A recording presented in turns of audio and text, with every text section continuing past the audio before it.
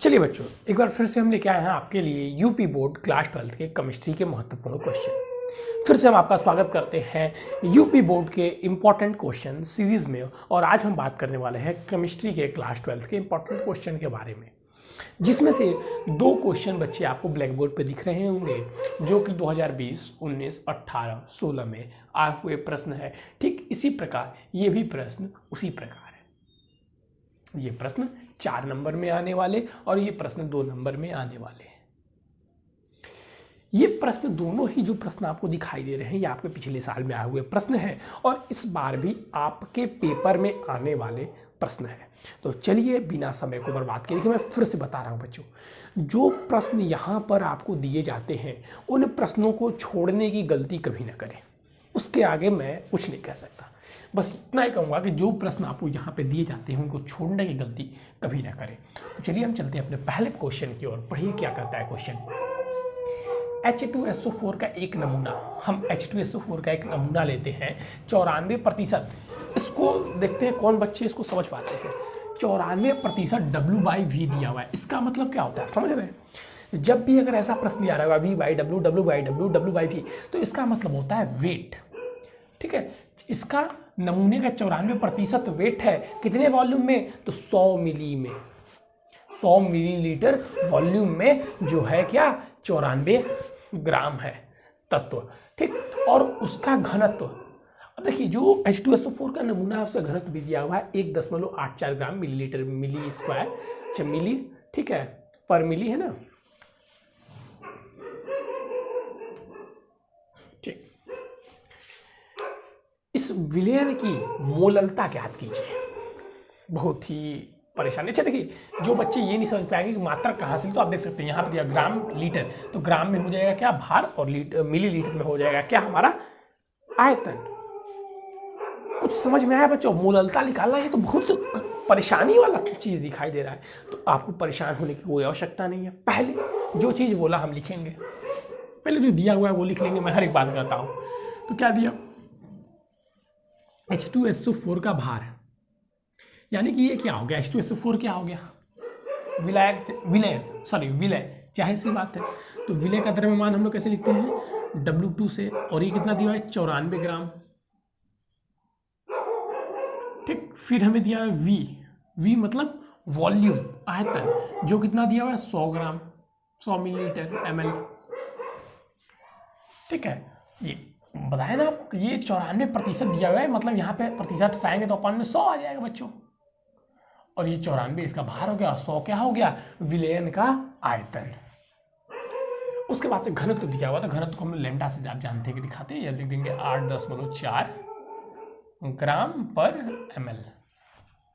उसके बाद से क्या दिया हुआ है, मोललता पूछा है, तो हम निकालेंगे पहले मोललता क्या होता है।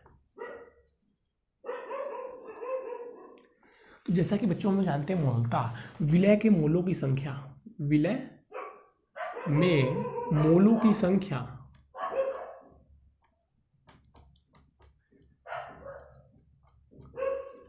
बटे में, क्या बटे में आएगा, विलयन का द्रव्यमान, विलय के मोलों की संख्या और बटे में विलायक का द्रव्यमान, या विलायक का भार भी बोलते हैं, विलायक का भार किसमें, केजी में। ये लिखना ना भूल जाए, विलायक का भार केजी में।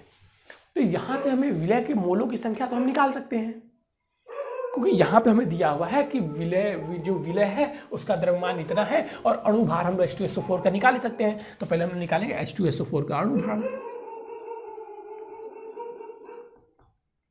किसका, H2SO4 का। तो यहाँ से अगर हमने निकाले तो क्या आ जाएगा बच्चा, 2 × 1 प्लस यहाँ पे आपको दिया हुआ है 16 प्लस अच्छा 32 है ना सल्फर का, 32 प्लस 16 × 4। इसको अगर आप हम सॉल्व करेंगे तो ये आ जाएगा बच्चों 16, 32, 64, ये आ जाएगा आपका 98। ठीक, ये हमारा कितना आ गया बच्चों, 98। अब ध्यान दीजिएगा, शांति से सारी चीजों को सुनिए। अब हम निकालेंगे विलायक का द्रव्यमान। कैसे निकलेगा सर जी, ये कैसे संभव है? देखिए यहाँ पे हमको पता है बच्चों द्रव्यमान m बराबर क्या होता है, आयतन गुणे घनत्व।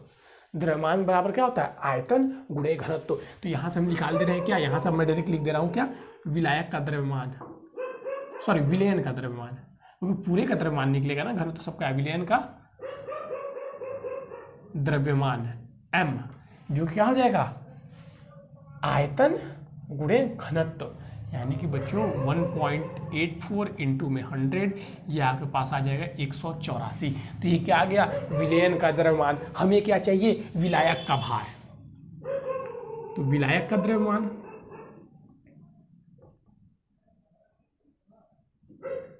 विलायक का द्रव्यमान क्या हो जाएगा बच्चों, विलायक का द्रव्यमान हो जाएगा 184 पूरा है, जिसमें से विलय का द्रव्यमान कितना है 94।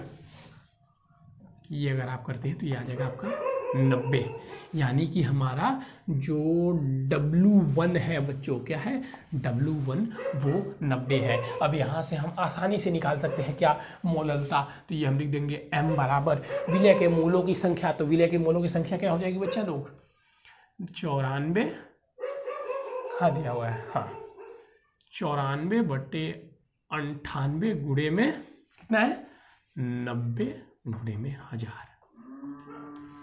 मैं सही हूं कि नहीं बच्चों, समझ में आया कि नहीं आपको, ये चीज बताइए।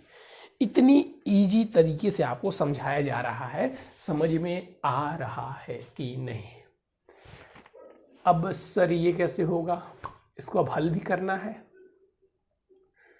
हाँ सर हल तो करना है, तो इसको हम लोग हल करेंगे। तो 1 0 से 1 0 ये कट गया, इसको हम काट देते हैं लगभग। तो ये आ जाएगा m बराबर, यानी कि मोललता बराबर 10.6। किसको नहीं समझ में आया ये बताएं हमसे। हमारा मोललता निकल के आ गया। अब उत्तर हम कैसे लिखेंगे,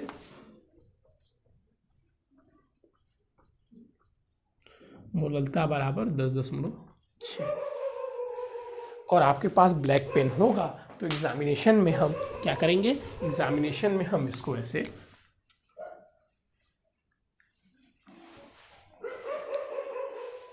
फिर से समझिए, ध्यान से समझिए। देखिए मैं कितनी इजी में समझा रहा हूँ। ये प्रश्न एक ऐसा जरूर आएगा, देखिए कुछ नहीं था, 4 नंबर मिल जाता। द्रव्यमान दिया हुआ था, विलय का द्रव्यमान दिया हुआ है, और जो विलयन था पूरे विलयन का आयतन दिया हुआ है, विलयन का घनत्व दिया हुआ है। तो उसके विलयन के घनत्व के सहायता से और उसके आयतन के सहायता से हमने क्या ज्ञात किया, विलयन का द्रव्यमान ज्ञात किया। अब विलयन का द्रव्यमान हमें मिल गया और विलय का द्रव्यमान हमें पता था, तो उसकी सहायता से हमने यहाँ पर विलायक का द्रव्यमान निकाल दिया। अब उसके बाद से हमें सिंपली फॉर्मूला पता है, हमने फॉर्मूले में रखा, हमारा मोललता आ गया। तो क्या ये बच्चों बहुत हार्ड प्रश्न है, क्या आप इसको नहीं कर पाएंगे, ऐसी कोई आशंका है? ठीक है, मैं शुरू से बोलता आ रहा हूँ, 2, 3, 4 3 चैप्टर आपको आने चाहिए। कौन कौन से, 2, 3, 4 केमिस्ट्री के 3 चैप्टर आपको आ गए, उनके न्यूमेरिकल और फॉर्मूले आपको एकदम मुंह जबानी बच्चों याद होने चाहिए। अब देखिएगा मैं इस प्रश्नों की बात करता हूँ। ये तो एकदम इजी प्रश्न है। अगर आपसे पूछ रहा है कि निम्नलिखित में अपचयन के लिए कितने आवेश की आवश्यकता होगी, 1 मोल एल्युमिनियम के ऊपर 3 आवेश है 3+ को Al में परिवर्तित करना है और 1 मोल MnO4 को Mn2+ में परिवर्तित करना है, तो हमें कितने आवेश की आवश्यकता होगी बच्चों? छोटा सा प्रश्न है, देखते हैं कितने बच्चे इसको अपने कर पाते हैं। तो जो बच्चों करना चाहते हैं पहले वीडियो को पॉज कर दें। एकदम बच्चों छोटा सा प्रश्न है, वीडियो को पॉज करें और करें। कुछ ये फैराडे का नियम आपने पढ़ा है, फैराडे का नियम। जो बच्चे फैराडे का नियम पढ़े होंगे तो ये प्रश्न अपने आप कर पाएंगे, क्योंकि ये प्रश्न पूरी तरीके से फैराडे सर के नियम पर ही आधारित है बच्चों। हाँ बच्चों, ये प्रश्न मैं बता रहा हूँ फिर से, पूरी तरीके से फैराडे सर के नियम पर ही आधारित है।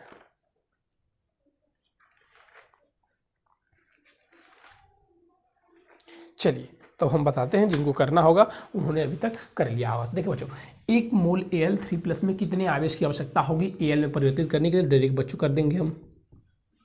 आवेश की आवश्यकता कितनी होगी? 3F, जहाँ पे F क्या है, फैराडे। आवेश जितने ऊपर इसके आवेश रहेंगे उतने फैराडे की आवश्यकता होगी। तो यहाँ पे एल्युमिनियम के पावर कितने हैं, 3 धनात्मक आवेश है तो 3F की आवश्यकता होगी। अब फैराडे कितना होता है, एक फैराडे होता है हमारा 9650। अब बस इसको मल्टीप्लाई कर दीजिए, आंसर हमारा आ गया। तो इसको हम डायरेक्ट ऐसे भी लिख सकते हैं, कैसे लिख सकते हैं सर, 1 2 3 4, इसको पहले हम लिख दे रहे हैं 3 × 9.6 × 10⁴। अब हम करेंगे मल्टीप्लाई, तो अब हम यहाँ से मल्टीप्लाई कर देते हैं, तो ये हमारा आवेश निकल के आ जाएगा 18 1 27, 28.8 × 10⁴, या हम लिख सकते हैं 2.8 × 10⁵ बच्चों। इतने आवेश की हमें आवश्यकता पड़ेगी। ठीक इसी प्रकार अब दूसरा वाला है, देखिए दूसरा वाला भी करिए आप लोग, ठीक है। ठीक इसी प्रकार दूसरा वाला भी हो जाएगा बच्चों। तो मैं आप लोग को बस यही बताने का मकसद है, स्क्रीनशॉट लेते चलिए भाई। कुछ बच्चे कह रहे हैं सर पहला वाला, देखिए पहला वाला एकदम इजी वे से आपको समझाया गया, नहीं समझ में आ रहा है फिर से एक बार ध्यान दे दीजिए, एक बार ध्यान से उसको समझिए, समझ में आ जाएगा। हार्ड नहीं है बच्चों, कोई भी क्वेश्चन आपको जहाँ अभी तक करवाया गया है कोई भी प्रश्न हार्ड नहीं। हाँ तीसरा वाला प्रश्न यहाँ तक मैं बता दूँ बच्चों, इम्पॉर्टेंट तो है, इम्पॉर्टेंट तो है, चलिए ठीक है, इम्पॉर्टेंट तो है, इतना आपको ये समझना होगा।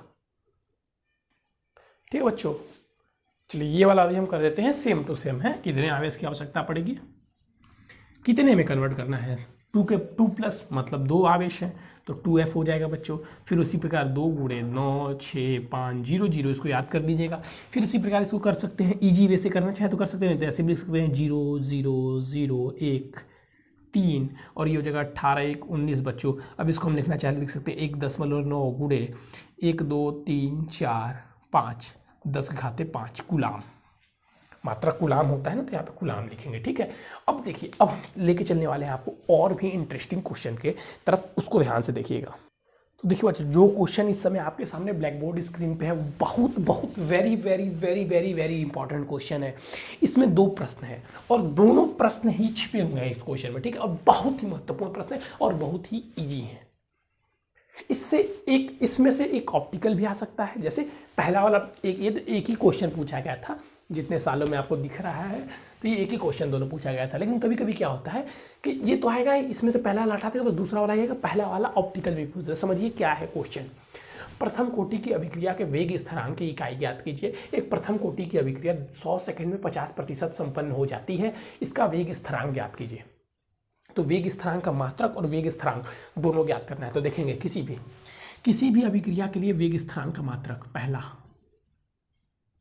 किसी भी किसके लिए, किसी भी अभिक्रिया के लिए वेग स्थिरांक का मात्रक, किसी भी अभिक्रिया के लिए वेग स्थिरांक का मात्रक होता है क्या, देखिएगा मोल, ध्यान से देखिए मैं बता रहा हूं, ब्रैकेट में mole litre inverse 1 - n second के पावर, सेकंड इनवर्स कर सकते हैं, सेकंड के पावर 1 - 1, किसी भी अभिक्रिया के लिए जहां पे n अभिक्रिया की कोटि,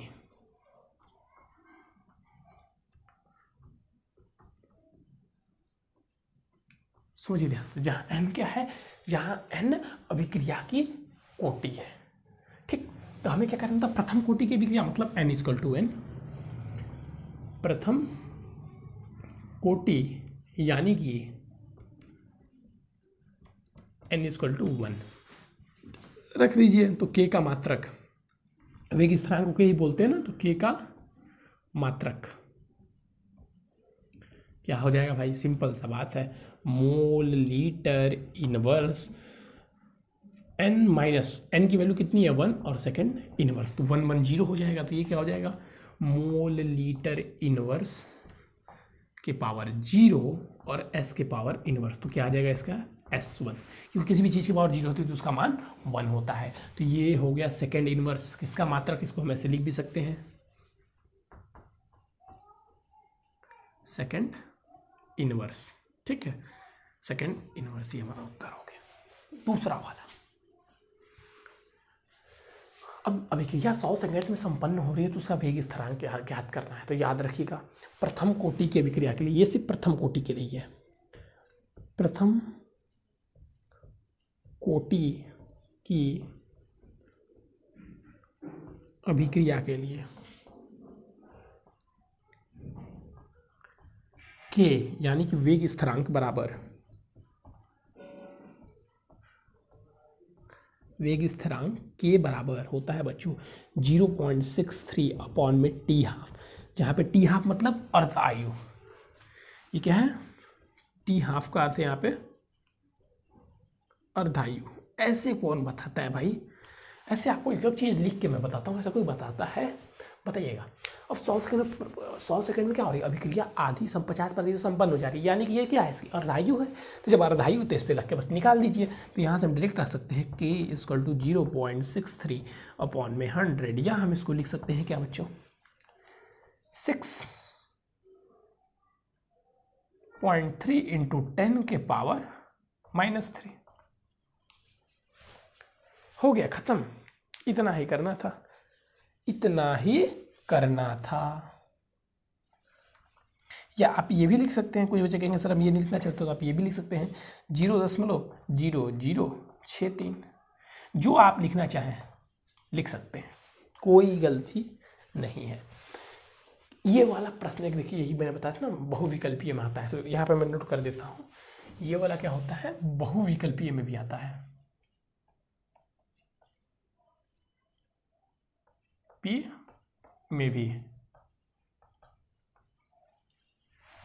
ठीक है, तो अब इसका जल्दी जल्दी स्क्रीनशॉट लीजिए, हम नेक्स्ट क्वेश्चन की ओर चलेंगे। बहुत ही अच्छा क्वेश्चन था बच्चा, बहुत ही अच्छा और इम्पोर्टेंट क्वेश्चन है आपके लिए। चलो लो बच्चों, देखो अपना अगला प्रश्न और समझो क्या किसी को ये प्रश्न समझ में आ रहा है। सुनो ध्यान से। डेनल सेल के लिए मानक इलेक्ट्रॉन विभव 1.1 वोल्ट है। मैं क्या बोलता हूँ? क्वेश्चन पढ़ते चलिए, लिखते चलिए। मानक इलेक्ट्रॉन विभव यानी कि हम इसको लिखते हैं E0 बराबर 1.1 वोल्ट। निम्नलिखित अभिक्रिया के लिए मानक गिब्स ऊर्जा गणना कीजिए, यानी कि हमें ज्ञात करना है G*। मानक गिब्स ऊर्जा उसी को बोलते हैं ना। ठीक, अब इस अभिक्रिया के लिए हमें ज्ञात करना है, तो सबसे पहले हमें बता दें गिब्स ऊर्जा होता क्या है। तो गिब्स ऊर्जा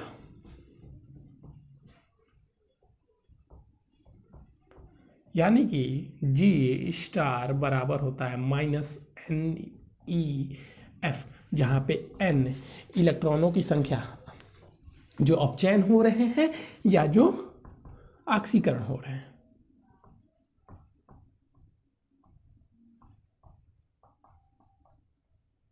ठीक, E क्या है? मानक इलेक्ट्रॉन विभव।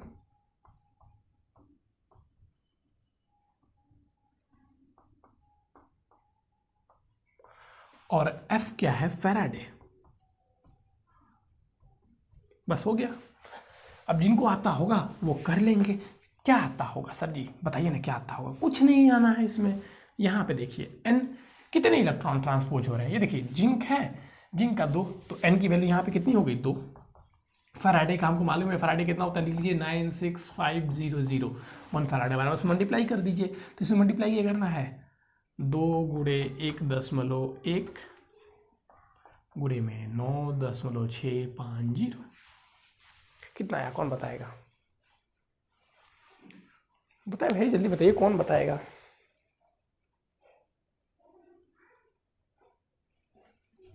इसको सॉल्व करेंगे। 212.3। मात्रक क्या होती है? ऊर्जा का मात्रक। ऊर्जा का मात्रक क्या होता है? ऊर्जा का मात्रक क्या होता है? कौन बताएगा? इसमें थोड़ा सा चेंजिंग है। ठीक है, ऊर्जा जूल। तो ये हो गया। देखिए ये प्रश्न भी आपका हो गया। क्या ये प्रश्न बहुत ही हार्ड है? आप इसको नहीं समझ में आ रहा है, आपके लिए परेशानदायक है? ये बोला 2 नंबर ले जा बेटा, 2 नंबर ले जा, फ्री का ले जा। गिब्स ऊर्जा कैसे निकालते हैं ये मैंने आपको चीज़ समझा दी है। छोटी छोटी जो बिंदु थी वो भी मैंने आपको नोट करवा दी। अब हम चलेंगे आपके अगले प्रश्नों की ओर। बच्चों जल्दी से इसका स्क्रीनशॉट ले लें। चलिए बच्चों, आज का आपका अंतिम और बेस्ट क्वेश्चन में देके जा रहा हूँ, क्लोरोएथेन से एन डाई एथिल एमीन बनाने का रासायनिक समीकरण। ध्यान से देखेंगे, इंपॉर्टेंट क्वेश्चन है, हर वर्ष पूछा जाता है। क्या होता है, हम लिखेंगे पहले क्लोरोएमीन C2H5Cl से क्या बनाना है